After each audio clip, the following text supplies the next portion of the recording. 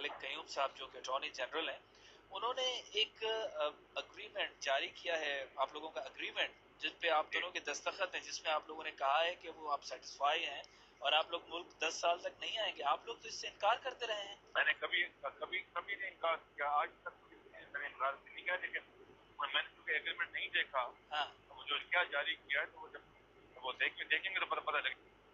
लेकिन आपने इससे तो इनकार नहीं कर रहे ना कि आपने किसी एग्रीमेंट पे दस्तखत किए हुए हैं।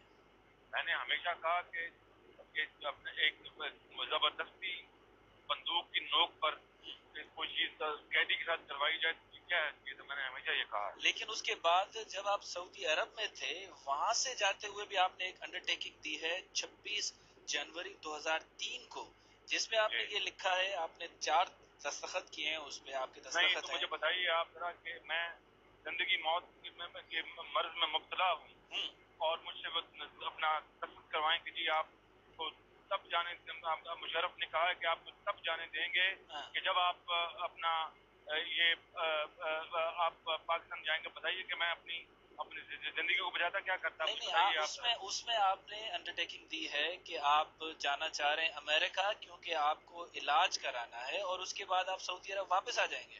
मैं सऊदी अरब गया नहीं था, मैं वापस नहीं, आप गए होंगे, लेकिन मसला ये है कि आप तो अब तक इस बात से इनकार करते हैं कि कोई आप लोगों की डील हुई है। कभी आप ये अपने सवाल सही करें, मैंने कभी इनकार नहीं किया अपना सऊदी अरब से हमारी अंडरस्टैंडिंग, कभी मैंने इनकार नहीं किया आज तक।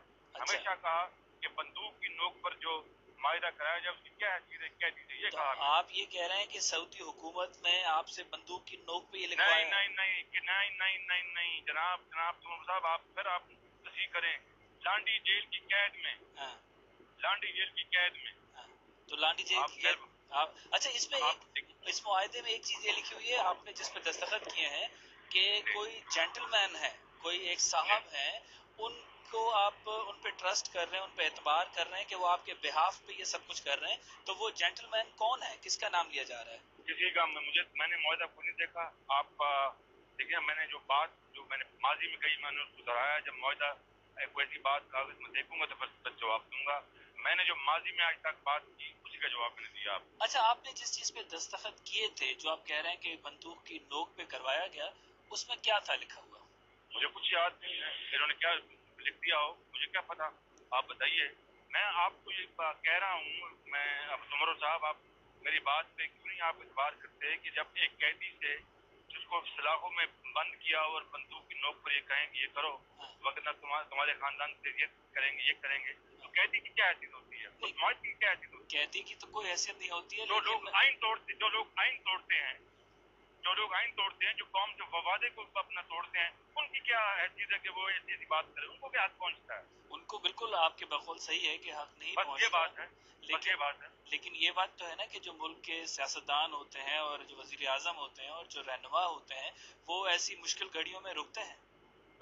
बिल्कुल, मैं बिल्कुल, आप ये बात दुरुस्त कह रहे हैं। मैं इसको मेंटेन करता हूँ कि बंदूक की नोक पर कैदी से आप साइन करवाएं तो इसकी क्या हैसियत है?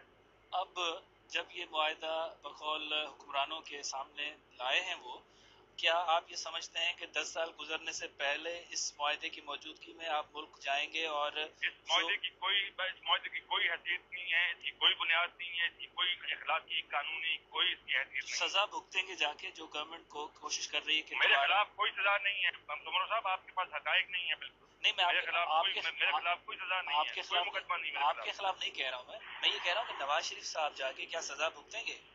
छोटे एक मुकदमे में जितनी सजा दी वो उससे नहीं डरते, बिल्कुल नहीं डरते उससे।